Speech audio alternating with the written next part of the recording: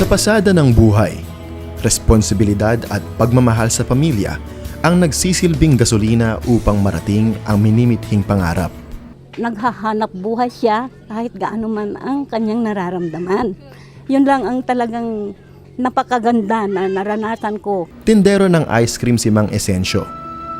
Kahit may iniindang karamdaman, hindi ito naging sagabal para maghanap buhay.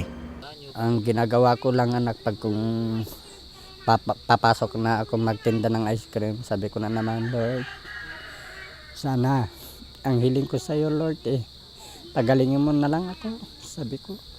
Para hindi pa ako mawawala dito sa mundo, sabi ko, para mabansagan ko pa yung asawa ko.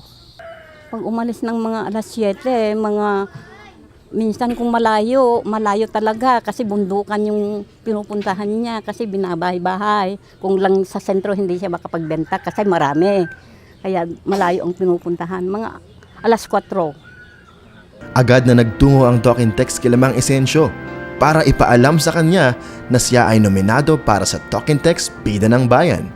Ang masasabi ko lang anak ng mga kababayan ko sana huwag kayong mawawalan ng pag-asa. Asawa ko, proud ako sa iyo bilang ikaw ang ikalawang asawa ko sa buhay ko na laging andyan, na tumutulong kahit may sakit ka.